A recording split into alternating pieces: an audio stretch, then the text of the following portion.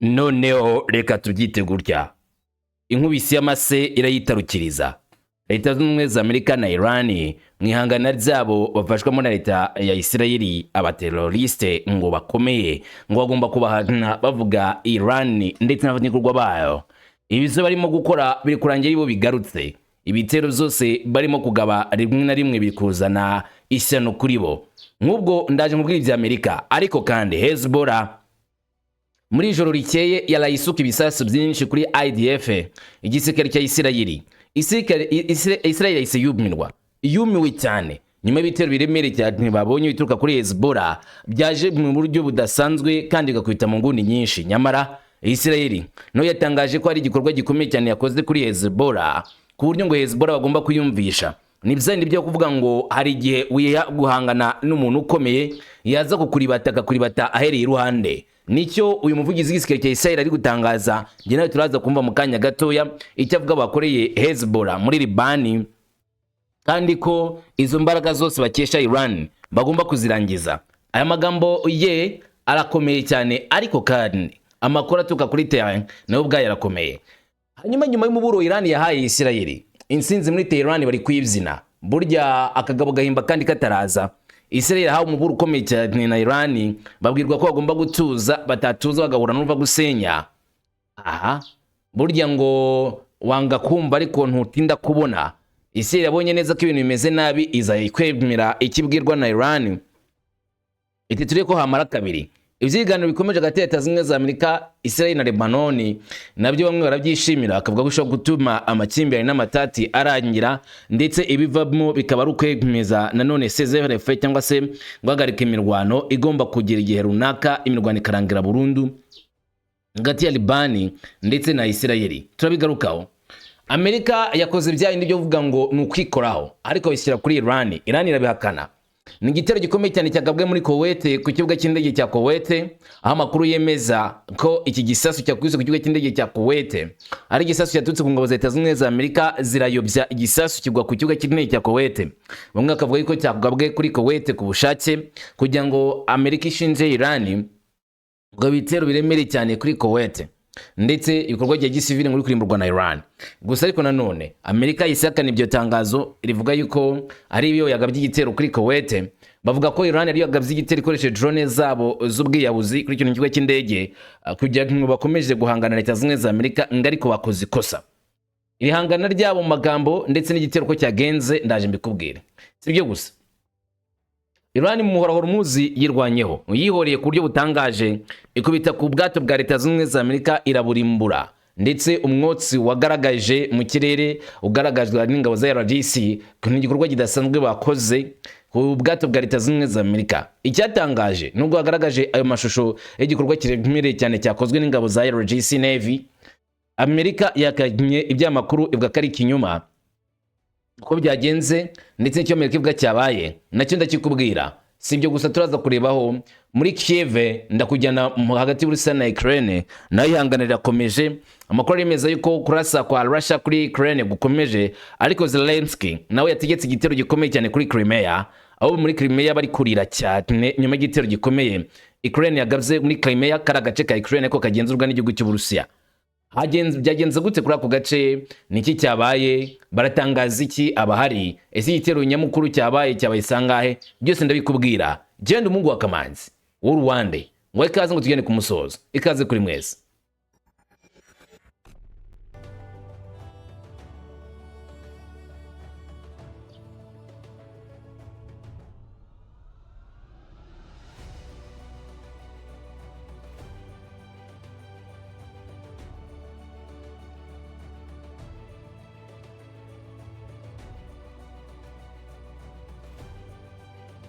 Nizo ibikomeje kuvugwa muri Asazuba bwo hagati, nizo urugamba rutoroshye, ihangana rikomeye ndetse no gukubitana kutoroshye hagati ibihugu byo muri Asazuba bwo hagati, ariko ukongeraho na Leta zimwe za Amerika yaje muri kara karere ivuga ko ije guhana Iran no guhagarika Iran bita umuterankunga ukomeye w'iterabwoba abashia. Gusa kuva urugamba rwatangira rwo guhangana na Iran rukozwe na Leta y'Isirayeli ndetse na Leta zimwe za Amerika, byagaragaye neza ko abo bita abagome, abanzi babo nabo bakomeje kwirwanaho kandi bafite ubushobozi budasanzwe bwo gukomeza kwirwanirira ari nacyo cyo gutuma ibintu byose bihindura isura. Ntibakora bonyine, bafite n'abandi bakorana barimo Hezbollah, Hamas, Abahuthi, Army Resistance cyangwa se Islamic Resistance yo muri Iraq n'abandi. Duhereye rero kuri Hezbollah yo muri Libani ihanganye na leta ya Israeli mu rugamba rutoroshye, aho ibikorwa biremereye cyane bya Hezbollah bikomeje gutera benshi kwibaza uburyo barwanamo ndetse n'imikorere yabo idasanzwe idahagarikwa ku buryo budasanzwe. N'uyu munsi babikoze kandi bakora igitero kiremereye, nubwo Israel ivuga ko yaje kubibasira igangana nabo. Intambara yo gushaka kimwe mu biranga igisirikare cya Libani yinjiye mu cyiciro gishya cy'igitero giteje akaga nyuma y'iminsi mike ingabo za Israel zitangaje ko zafashe ingoro y'amateka ya Beaufort izwi kandi ku izina rya Al-Shakif Fortress. Hezbollah yasohoye amashusho yerekana ibikorwa byo kugenzura iyi nyubako ya nijoro n'amafoto ya nijoro bakoresheje drone ya Ababil FPV zifite ibikoresho byo gufata amashusho y'ako gace ku kigo n'uturere tukikije ako gace kavuga ko kagenzurwa na Israel. Amashusho yagaragaye kandi ubwo ingabo za Israeli zagenzuraga ibirindiro bikomeye ku misozi miremire bireba uduce tunini tw'amajyepfo ya Libani, uduce twigaruriwe na Israeli. Iyi ngoro iri ku gasozi gakomeye cyane hafi ya Nabatea. Imaze igihe kinini cyane ifatwa nk'imwe mu myanya ya gisirikare y'agaciro kanini muri ako karere, bitewe n'ubutaka bwayo bunini n'ubushobozi bwo kugenzura ingendo zambukiranya agace k'umupaka. Muri make, reba umusozi, nimba hari umusozi uri hakurya yawe, umusozi muremure cyangwa uzi, uwo musozi ukaba wubatseho ingoro ndende ya kera, wavuga ko ari nk'ibisigazwa by'ingoro nini, niyo yubatswe hafi muri 300 mbere ya Yesu, ariko iyo ngoro na n'uyu munsi iracyahari. Aho ngaho niho Hezbollah yashyize iminara yabo ndetse n'abasirikari babo bagenzura ibindi bice biri munsi yabo. Amakuru yemeza ko Israeli yaherukanye Hezbollah, nyuma kwirukana Hezbollah noneho iza kwagenzura. Iki rero Hezbollah iravuga yuko nubwo Israeli ivuga ko ihari, ariko bari kugenzura mu buryo bwuzuye iyo ngoro bakoresheje drone zabo za Ababil FPV drones ziza kugenzura iyo nyubako, ziza kugenzura ku karere ku buryo bashaka kuribata ingabo za Israeli ngari igikorwa cyoroshye cyane bakora. Nkuko igisirikare cya Israeli kibitangaza, igikorwa cyo gufata Beaufort cyayobowe n'ingabo zo muri brigade ya Golane mu rwego rwo gukangurambaga bwagutse bugamije gusenya ibikorwa remezo za Hezbollah mu majyepfo ya Libani. Abayobozi ba Israeli bavuze ko iki gihome n'umusozi ugikikije ari igihome cy'ingenzi Hezbollah yakoresheje, kandi bavuga ko intego yari gukuraho ibitero byibasiriye abaturage mu majyaruguru ya Israeli. Kubw'ibyo rero ngo Israeli yakoresheje uburyo bwose bushoboka kugira iki gihome bakigarurire bakivane mu maboko ya Hezbollah, kugira ngo Hezbollah idakomeza kugikoresha yica inzirakarengane zo muri Israeli. Umva umuvugizi w'igisirikare wa Israeli yavuga: "Mwaramutse neza. Ejo hafi y'ahangaha ingabo zacu za ADF ziyobowe n'ishami rya 66 riyobowe n'umuyobozi bw'amajyaruguru zarangije igikorwa cyagutse, aho twagenzuye ibikorwa bya Beaufort Ridge n'agace k'uruzi rwa Saluki mu majyepfo ya Libani. Noneho ingabo za division 66 zigenzura Beaufort Ridge. Iki ni igikorwa gikomeye cyateguwe uko igihe cyagiye gihita kandi kemezwa n'umugambi mukuru w'ingabo nyuma y'inzira y'intambara iteguye neza n'imyiteguro yimbitse cyane. Kugenzura Beaufort Ridge bigira ingaruka zikomeye cyane ku mikorere. N'umutungo w'ingenzi wa Hezbollah, ukaba ari ikigo cy'ingenzi cy'uyu muryango, aho ugenzura inkungi cyangwa se intambara ku baturage muri Galileya na Panhard ndetse na Metura. Kuva ibikorwa byatangira mu majyaruguru, hari ibisasu birenga 400 byatewe muri aka gace. Ibikorwa remezo Hezbollah yubatse n'ibikorwa remezo bya Iran bikora nk'ikigo gikomeye cy'ubuyobozi n'ubugenzuzi hejuru no munsi y'ubutaka. Ubu turimo rero gusubiza inyuma ubushobozi bwa Hezbollah, kandi dukomeje kongera ububi bwabwo. Uretse ibyagezweho mu mikorere, imirwano irimo kudutwara ikiguzi gikomeye natwe. Mu ntambara zabaye ejo n'uyu munsi, Staff Sergeant Adam Sarfati na Staff Sergeant Mikhail Turkin turabibuka babaye abarwanyi b'umugisha bapfiriye ku rugamba. Mikhail y'imyaka 21 ukomoka muri Ashkelon, murwanyi mu mutwe ubutasi wa Givati, ndetse na Adam y'imyaka 20 ukomoka muri Lyoshi Haven, murwanyi mu mutwe wa Magrane, baguye mu ntambara zo ku musozi ubwo barindaga abaturage mu majyaruguru. Ndi kumwe n'imiryango yabo mu kababaro, turabashyigikiye kandi tuzakomeza kubashyigikira. Nkari ndi mu bitaro bya Azive muri Safed, nasuye abasirikari bacu bakomeretse nijoro hamwe n'imiryango yabo, nahuye n'abarwanyi b'intwari kandi bafite ubutwari mwuka wo kurwana, bari kumwe n'amakipe y'abaganga atangaje. Intego yacu irasobanutse neza, kugira ngo turinde abaturage bo mu majyaruguru, duhagarike iterabwoba, dutere Hezbollah cyane kandi tuyice intege uko igihe kigenda gihita. Turimo gukora cyane mu gushaka ibisubizo by'iki kibazo cy'indege zitagira abapilote zabo. Umuyobozi mukuru w'ingabo z'igihugu niwe ubigiramo uruhare ku giti cye, kandi imitwe yose y'ingabo za Isirayeli irimo gukora ibishoboka byose kugira ngo ishyire ingamba zo kurwanya iki kibazo. Hari iterambere kandi dukomeje kugira icyo dukora kugira ngo tubone ibindi bisubizo. Ndashaka kongera kubwira abaturage mu majyaruguru, ingabo za Isirayeli ziri kumwe namwe, turi kumwe namwe kandi turimo kubakorera haba ku rugamba imbere ndetse we n'imbere mu rugo. Ibyo dukora byose bigamije gushimangira umutekano wanyu no kuzana umutekano mwiza kurushaho. Ndabasaba gukomeza kuba maso, gukora ibintu mu buryo bunoze no gukurikiza amabwiriza y'umuyobozi w'imbere mu gihugu, umuyobozi w'ingabo. Rero ingabo za Isirayeli ziragaba ibitero kandi zizakomeza kugaba ibitero muri Libani yose kuva Dehile kugeza Tiro. Ahantu hose hari ikibazo cy'umutekano ku baturage ba Isirayeli n'ingabo za Isirayeli, tuzakora ibishoboka byose kugira ngo tukivaneho. Aya n'amagambo ya Ezmil, umuvugizi w'igisirikare cya Isirayeli, wavuze amagambo akomeye akemeza ko ari gukora igikorwa kidasanzwe cyo kwibasira Hezbollah kandi k'insinzi bari kuyigeraho, Hezbollah bari kuyibata. Muri make, Hezbollah nta kizigera ironka muri iyi mirwano. Iyi ntambwe ni imwe mu ntambwe zikomeye cyane za Isirayeli zo kwigarurira Libani mu myaka irenga 20 ishize. Igikorwa cyakurikiye iminsi y'imirwano ikomeye, amasaso yo guhanahanwa hagati impande zombi n'ibitero by'indege mu majyepfo ya Libani. Bivuga ko ingabo za Isirayeli zararenze imipaka y'ibikorwa byazo byabanje zambuka uduce turi hafi y'uruzi rwa Litani kandi zagura ibikorwa bya gisirikare byinjira mu gihugu cya Libani. Muri icyo gihe kandi Hezbollah yakomeje kugaragaza ubushobozi bwayo bwo guhangana n'ingabo za Isirayeli, nubwo uyu mutwe wakomeje gushyira igitutu cya gisirikare. Ishyirwa ahagaragara ry'amashusho y'indege zitagira pilote zisa nkaho zagenewe gutanga ubutumwa bw'uko itsinda rya Hezbollah rifite ubushobozi bwo kugenzura agace runaka ndetse no gukora ibitero ku buryo bukomeye ku ngabo za Isirayeli zigaruye ubutaka bwa Libani. Abasesenguzi bavuga ko indege zitagira pilote za FPV zifite ibikoresho bikomeye cyane kandi bikorana nijoro, bigatuma ingendo zazo zigoranwa cyane cyane ku ruhande rwa Isirayeli kuzihagarika. Akamaro ka gisirikari ka Beaufort karenze kure agaciro kayo k'ikigereranyo cyangwa se wenda ikiguzi cyako, ariko mu bikorwa bya gisirikari aka gace Isirayeli ivuga ko yafashe nk'agace kari strategique cyane. Iki gihome kiganje ku musozi muremure ufite ibihanamanga birebire kandi ubona neza ikiba cya Litani mu majyepfo ya Libani n'igice cy'amajyaruguru ya Isirayeli. Kugenzura icyo gikorwa bitanga inyungu ku kugenzura kandi bigatanga ahantu ho gutangiza ibikorwa bya gisirikari mu karere kose gahana imbibi n'umupaka. Bije nubwo hari gahunda yo guhagarika intambara yananiwe kenshi guhagarika imirwano, ariko bakibwira yuko ishobora kuzajya ikikora mu minsi iri imbere.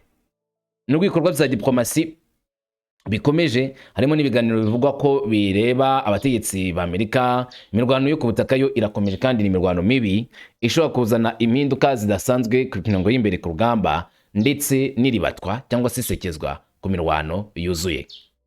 Ibi rero kuri Hezbollah ndetse na Iran ngo bigomba guhagarikwa kugira imirwano nyirizina irangire cyangwa se kugira ngo nyirizina amahoro aboneke, nicyo bavuga.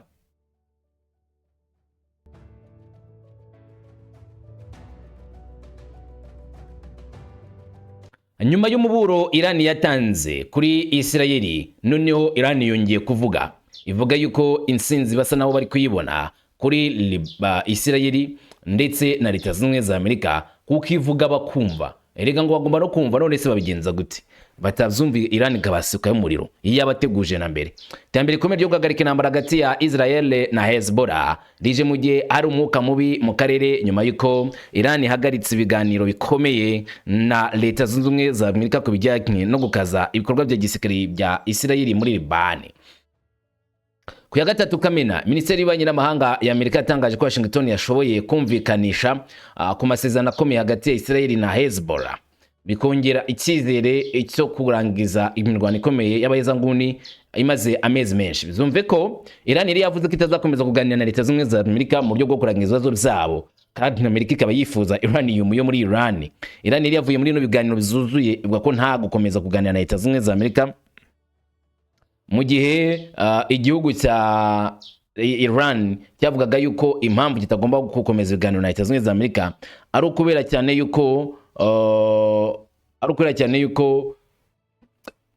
Iran iri komeza kuraswa na Israel, kandi icyo Iran ivuga ari uko guhagarika intambara bigomba kuba biri no bikuye no kuri Iran. Amerika itikora nk'iyagatera ngo ihuze impande zihanganye bari kuhagarika imirwano, ariko maze kumva ibiri kuba bisa n'ubundi bari gukina Leta Zunze za Amerika. Nk'uko abayobozi ba Amerika babivuga, aya masezerano yasojwe mu nama yo ku rwego rwo hejuru y'ibigo bitatu yabaye ku ya kabiri na ya gatatu Kamena, nyuma y'ibiganiro byatangiye ku ya 29 Gicurasi. Mu itangazo ryatanzwe n'ishami rishinzwe ububanyi n'amahanga, Minisiteri y'Ububanyi n'amahanga yatangaje ko nyuma y'ibiganiro byayobowe na Amerika, Israel na Liban byemeye gushyira mu bikorwa amasezerano yo guhagarika imirwano yuzuye. Iri tangazo ryongeraho ko Israel na Liban bemeje ko nta mugambi w'urwango bafite hagati yabo, kandi ko biyemeje gukomeza ibiganiro bitaziguye bigamije kubaka icyizere, gukemura amakimbirane atarakemuka ndetse no gukora ku masezerano arambuye hagati y'ibihugu zombi. Minisiteri y'Ububanyi n'amahanga ya Amerika yashimangiye kandi ko Hezbollah atari umwanzi wa Israel na Amerika gusa, ngahubwo ari umwanzi wa Liban. Itangazo ryo guhagarika imirwano ni kimwe mu bintu by'ingenzi bya diplomasi kuva intambara zatangira ku mupaka wa Liban na Israel ku ya kabiri Werurwe, bitera ubwoba bw'intambara yo mu karere kose. Birumvikana ko icyo Israel na Liban bakoze bafashwe na Leta Zunze za Amerika ari kumvikana ko nta kibazo bafitanye, ko Hezbollah aricyo kibazo, kandi Hezbollah ishobora kuba ari umwanzi wa Israel akaba umwanzi wa Liban na Amerika. Buretse gato, Hezbollah ikivuga ivuga yuko idashaka kugira ngo leta ya Israel ifate ubutaka bw'abandi bwigarurire. Nikivuga bavuga ko izarwana ubutaka bwabo byanga bizakunda, ko Israel batazayemera gukomeza kugira ijambo muri kara karere mu kwigarurira ubutaka bw'abandi. Israel ikabona ko ibangamiwe cyane bitewe nuko ishaka kubyiga ibindi bihugu no kuba kibamba muri kara karere, kabona ko itabikora Hezbollah igihari. Bamwe mu gusesagura batangiye kuvuga yuko icyo Amerika na Israel bashaka gukoresha Liban ari kugira ngo Liban ahubwo ifashe Israel guhangana na Hezbollah. Bavuga ko Hezbollah ari umutwe utemewe batangira bawurwanye. Gusa bamwe nanone mu gusesengura kitavuga yuko ubwo Liban yabigiye kwikurira ku deta ikozwe na Hezbollah. Ngaho byumve neza uko ubona imirwano uyu munsi. Hezbollah ntakora nk'igisikari cy'igihugu, wari ubizi. Ikora nk'umutwe urwanira mu majyepfo ya Liban, ariko ufite ibyicaro no muri Beirut n'ahandi mu murwa mukuru wa Liban, bitewe n'uko umutwe ukomeye. Ibaze rero Liban itangiye kuvuga amateshwa ngo Hezbollah ntago ari umutwe wemewe ngo agiye kurwanya. Mama, uyu mugabo uyoboye Liban uyu munsi twazamwumva amateka y'ubutaha, kubera yuko Hezbollah itumukorera ku deta. None ibaze Hezbollah iyobora Liban, mama, akaga gakumika itagagwira Israel. Noneho icyo gihe rwa rugamba rupanuye mu buryo bwa nyabwo, kandi ivyo biranashoboka cyane. Amasezerano ashingiye kuyagarika ry'amasasu burundu n'umutwe wa Hezbollah ushyigikiwe na Iran, kandi asaba ko abakorera Hezbollah bose bava mu gace ka South Liban cyangwa se amajyepfo ya Liban. Muri urwo rwego Israel na Liban byemeye gukomeza ibiganiro bitaziguye byibanda mu kubaka icyizere, gukemura amakimbirane amaze igihe kinini no gukumira ko amakimbirane yagaruka. Biteganijwe ko ibiganiro by'ejo hazaza bizibanda kuri garanti y'umutekano w'igihe kirekire, umutekano w'imipaka n'uburyo bugamije gukumira ko ingabo zitazongera kwiyongera mu karere. Nk'inginzi y'aya masezerano ikuyemo uduce tw'umutekano dushyigikiwe na Amerika, aho ingabo za Liban zizagenzura byihariye imitwe yose yitwaje intwaro itari ya leta ibujijwe gukorera muri utwo duce. Muri make no kuvuga ngo Liban mu gice cy'amajyepfo Hezbollah ntizasubireyo kubangamira leta ya Israel, niko bavuga. Icyo gihe niyo impande zombi z'abazumvikanye. Impande zombi zemeye kandi kongera gutera guhura ku itariki 22 Kamena mu gihe ibiganiro bikomeje ku ntego y'ibyo abayobozi bizera ko bishobora kuba amasezerano y'amahoro azazanira akarere umutuzo. Nyamara kuri Iran ibona neza ko ibingibi nubwo Israel kubikora ari gitutu gikomeye bari bamaze gushyirwaho kujya batarasa muri Liban. Muri make n'amatakira ngoye n'ubundi Hezbollah ntayigiye, ikibi ntaho kijya. Amerika ku rugamba nariko ngo yamwaye we kugira ngo igabe igitero ikigabe ku nshuti yabo, ariko Amerika ntabwo ibyemera gutyo. Amerika yo yemera yuko ari igitero cyakozwe na Israel na Iran kuri Kuwait. Byagenze gute cyangwa se aravuga iki kuri kino gitero? Igitero cyagabwe ku kibuga cy'indege mpuzamahanga cya Kuwait cyateje intambara ikomeye y'ibirego hagati ya Iran na Leta Zunze za Amerika. Iran ishimangira ko ingabo zayo zitigeze zigaba igitero ku kibuga cy'indege cy'abasivili.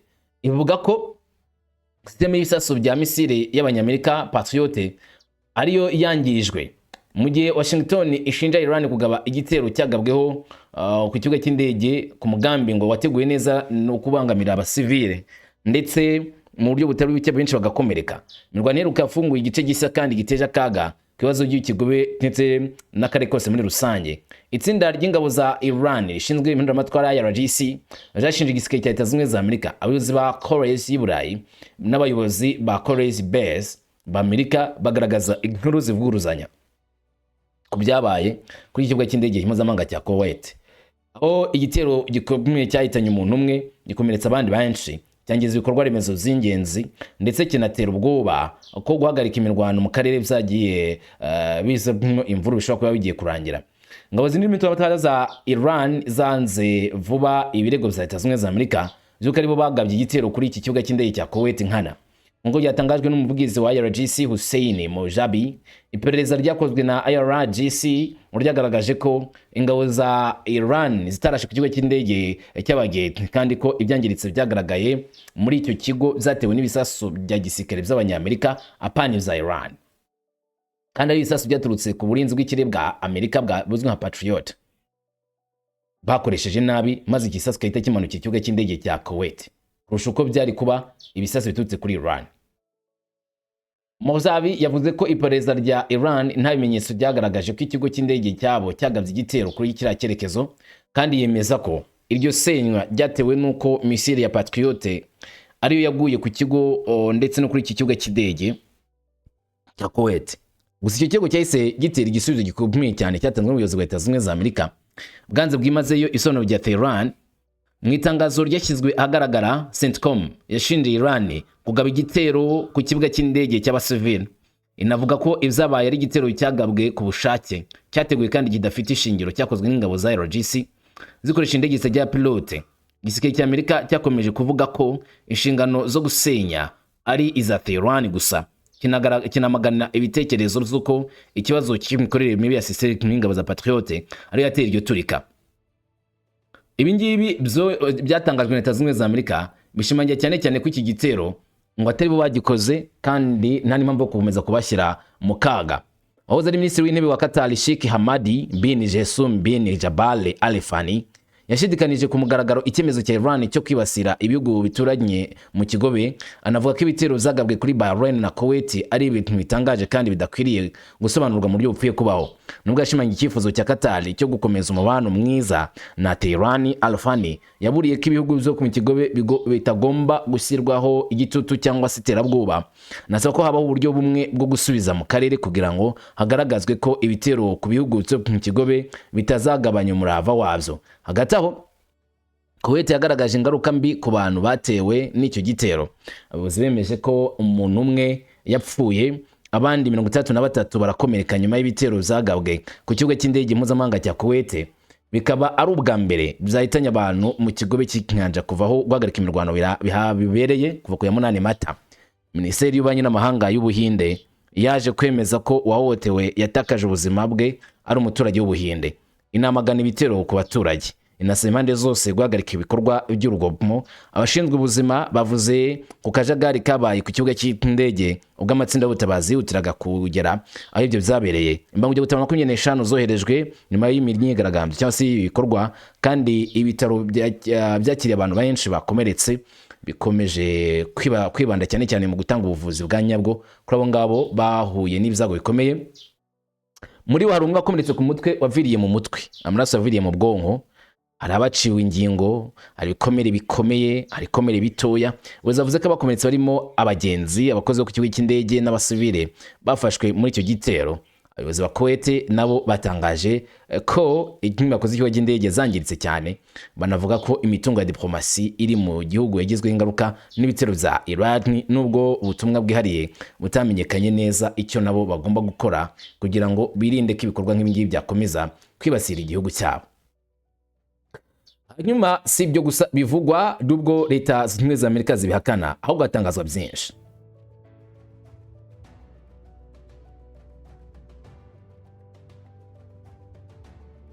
Mu kindi gikorwa cyatunguranye cyane, ni igikorwa cyakozwe na Iran ku ngabo za Leta Zunze Ubumwe za Amerika mu mazi ya Hormuz, aho Iran yibasiriye Leta Zunze Ubumwe za Amerika ku buryo bukomeye, igatanga igisubizo ku bwato bwa Leta Zunze Ubumwe za Amerika.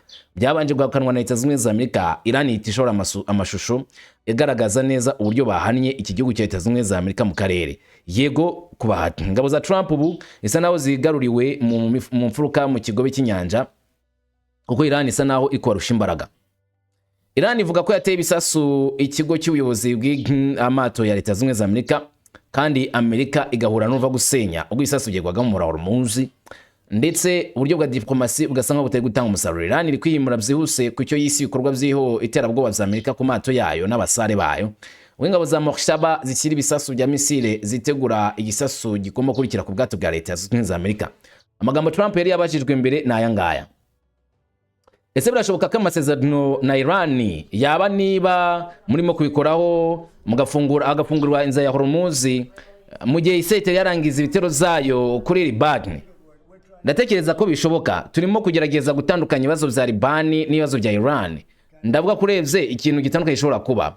Aya ni amagambo yatangajwe na Donald Trump igihe bamubazaga niba ashobora kuzaho amasezerano yo gufungura umuhora wa Hormuz, mu gihe Iran ivuga ko bitabaho hatari habasha gukemurwa ikibazo cyo muri Liban. Trump akavuga yuko bishoboka cyane ko ibyo byabaho kandi bya Iran bidahujwe na Liban.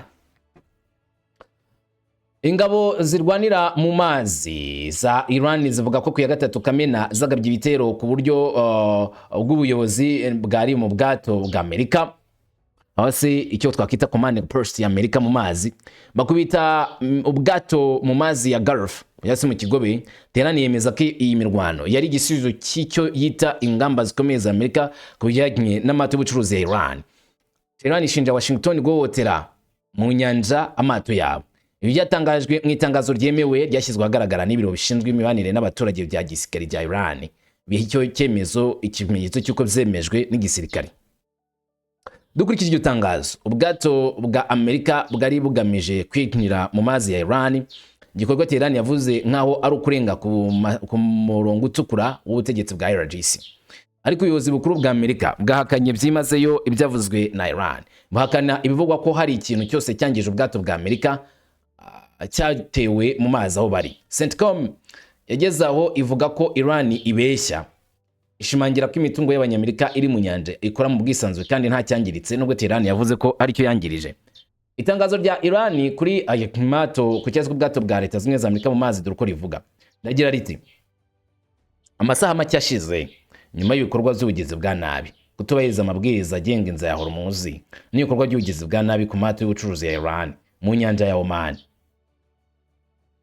n'igisirikare cy'iterabwoba kandi cy'ubugizi bwa nabi cya Amerika, ingabo zirwanira mu mazi ako kanya iyo zibonye kandi zigatahura inkomoko y'ibyo bikorwa yibanze ku kigo gishinzwe kugenzura no kugenzura ibikorwa, bati duhita dusubiza byako kanya. Iki cyo Iran yatangaje yuko bakorera Leta Zunze Ubumwe za Amerika bayihaye igisubizo cya nyacyo, bitewe nuko Amerika yari yibeshye ikibwira ko gutera Iran biraza kuborohera.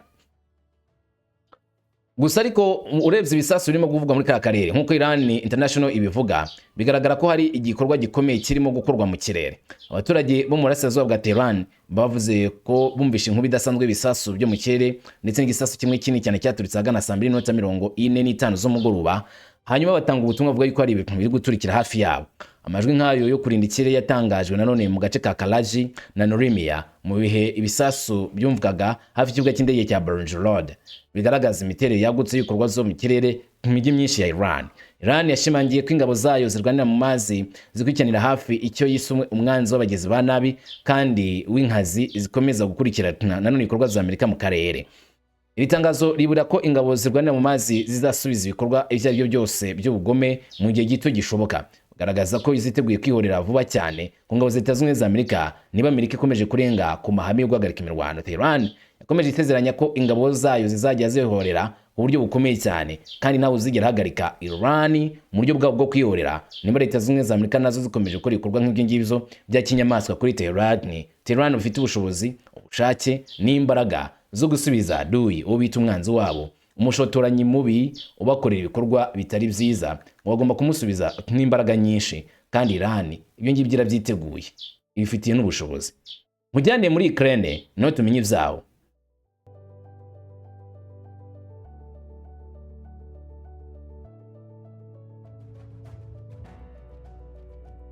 Urugamba rwo muri Ukraine narwo rukomeje gufata indi ntera. Uti ye ni urugamba rukomeje gufata indi ntera ku rwego rukomeye, aho igihugu cy'Uburusiya na leta ya Ukraine bose bari guhangana, ntawemera guca bugufi. Buri wese arimo kugerageza kwigaragaza ko afite imbaraga zo kurwana nyuma y'ibitero bikomeye cyane by'Uburusiya. Ubu rero abayobozi b'Uburusiya bavuze ko imyigaragambyo yasize abantu benshi bakomeretse kandi ko yateje ubutabazi bwihutirwa muri Shemfahol.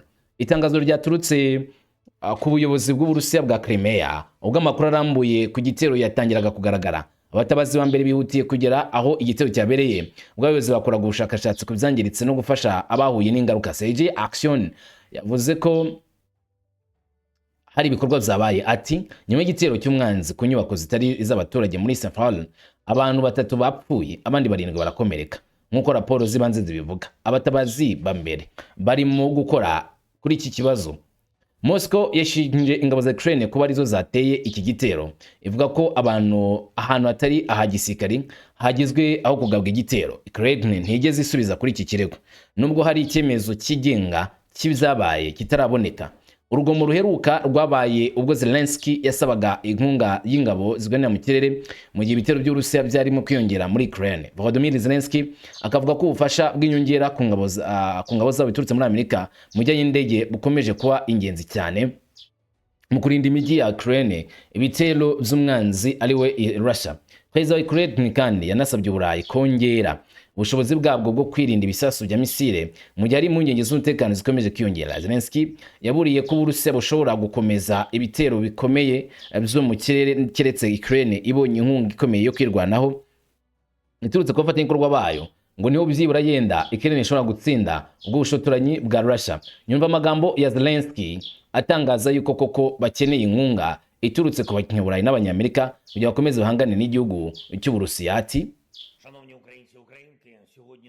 inshuti banya-Ukraine, ibihumbi n'ibihumbi bo muri Kyiv, Dnipro n'indi mijyi yose, nyuma kwezi kose duhanganye n'ibitero bikomeye cyane by'Uburusiya byadushyize mu muriro kandi ntibyateye inkomere nyinshi, abandi bajya mu kaga. Bwa mbere rero twagiye dusubiza dukoresheje uburyo bw'ubutabazi, abapolisi bacu, abakora ibikorwa byo gutabara ndetse n'abazimya umuriro. Ndabashimira cyane ko mwakoze umurimo ukomeye cyane wo kurokora ubuzima bwa muntu nyuma y'ibitero by'Abarusiya. Nanone mbabajwe cyane na bino bitero. Misile zirenga 70 zirimo rwose misile balistike nyinshi zagabwe, hari nanone drone 350 zagabwe ijoro rimwe. Murabona neza yuko muri iki gihe Uburusiya bwakomeje kugaba ibitero bizibura gukoresha drone 100 buri munsi. Ibitandukanye n'ivyo kandi ibikorwa biri uyu munsi biragaragara neza cyane ko urinzwe ikirere bwacu butegutwe guhagarika ibisasu bikomeye cyane vya misile. Rero birimo kudukubita. Abanje 30 barakomeretse kandi mu buryo bukomeye 22 barapfuye, harimo n'abana 2. Ndihanganisha cyane rwose inshuti zacu zatakaje ubuzima. Nanone kandi Putin ni umusazi, akora ibikorwa bikomeye cyane akavuga ko yatsinze, ariko kandi nanone azi neza ko kwica abana biza karengane, akarimbura ingo z'abantu, akarimbura amavuriro muri Kiev, akoresha indege ze za Shahed akibasira inyubako muri Dnipro ndetse ku mpamvu zitarizo, akagaba ibitero ku modoka, akagaba ibitero ahantu rwose hakoreshwa n'abantu. Mu gace ka Zircon misile za Zircon zibasiriye inyubako nyinshi, Shahed zibasiriye inyubako zituwe cyane muri Kharkiv, Zaporozhye na Poltava, kandi bagavye n'igitero muri Chernihiv, Sami, Kherson, kandi izi Shahed zagabye igitero muri Kremenetsk ku buryo bukomeye. Buri gitero cyose cya drone mu bikorwa n'Uburusiya na misile zabo biza rwose nta mbabazi bifitiye rubanda. Ibyo ngibyo rwose bishobora no kuzagenda mu bindi bihugu ntawamenye. Ibyo bisobanura nk'iki? Bisobanura ko bino bitero ari bitero bitagomba kwihanganirwa, kandi bacyakomeje kubikora da, baracyakomeje kutugaba ibitero, kandi Uburusiya baracyakomeje kugiza imbaraga. Mureke duhangane n'Uburusiya, mufate ibihano Uburusiya, amafaranga yo muyafatire, mubahane rwose, kandi ku buryo bumwe n'ubwo ngubwo mukomeze gutuma babura ibikoresho byo kwifasha muri iyi ntambara. Igisirikare kitabonye ubufasha nta cyakomeza gukora ibintu bikorwa bikomeye. misile za kalibire 5 zifite ibiturika 145, 33 za Iskandale zifite ibiturika 1122, misile 6 na 50 zo mu bwoko butandukanye zakubise abatwatsi zifite ibituruka 17,000. Ibyo byose ntago bizigira bikorwa niba batabonye ubufasha. Reka mbabwire, binyuze mu kwaha ibihano Abarusiya bazababazwa kandi ubwicanyi bwabo buzahagarikwa. Uyu munsi nge najyanye ikiganiro n'inzego z'umutekano zacu n'abashinzwe ubutasi, twaje kwiga cyane kuri misile z'Abarusiya n'uburyo bazikora, kandi twabonye neza cyane yuko hari cyakorwa.